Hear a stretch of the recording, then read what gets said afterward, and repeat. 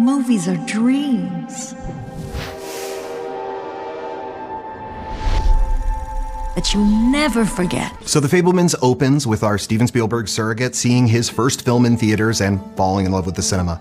Can you pinpoint that moment in your own lives? I think for me it's Sound of Music. I think it's something that we watched over and over in my childhood. This was like the first piece of cinema that I ever really saw. I remember going to the theater as a kid in New York and just the lights going down and the curtain opening and just that feeling. And then weirdly, like the first real actor crushes that I had were Jim Carrey and Jack Nicholson and what their work meant to me. I think for me it was more of an aggregate effect. My parents just loved movies, and I always grew up watching tons of movies. My parents loved action movies. I remember seeing Under Siege and the Lethal Weapon 2 in a theater at a very young age. And comedies, they really loved R-rated comedies. John Landis, Harold Ramis, Ivan Reitman movies. I watched a lot of those growing up. So yeah, that's what shaped me. You can't just love something, you also have to take care of it. It's more important than your hobby. Can you stop calling it a hobby? Went to the movies a lot, of course, when we were kids. And what I saw other actors do had an effect on me as to whether I believed them or not, how much I believed them or not. I didn't say I would want to be one of them. What I said was, would that make you feel? Well, yeah, is he funny? Or yeah, oh, well, hey, remember when he died? So you were a kid.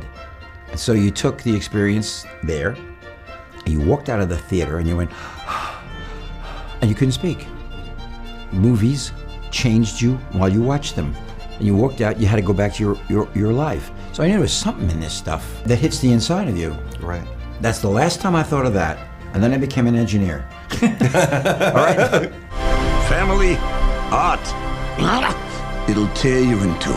You're obviously on the set, you're recreating some of his films with him, some of the childhood films that he made. Were there any tips or anything that you picked up about, camera placement or cutting things together? I've always wanted to write and direct, and being on this only just makes me want to do it more. But I learned how to use 8mm cameras, and I was sent old cameras from the 50s and the 60s with film, and I learned a lot about that, and editing machines, and how to cut and splice by hand, and projectors, and how to load and unload it, and to make it look like you know how to do it. And after doing that, you realize how laborious making a movie back then was, and the fact that he started at 6 doing that. And there's a sense of pride of being able to build something that not many other people know how to do. And so that was just really cool to watch. If we're blocking a scene that I'm filming the family, and he's like, all right, Sammy, go get a good shot over there.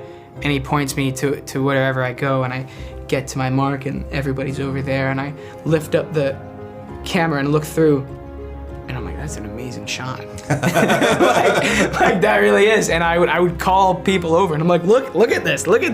Just the fact that he said, there will be a good shot over there if you look at us from where you will be, and it is.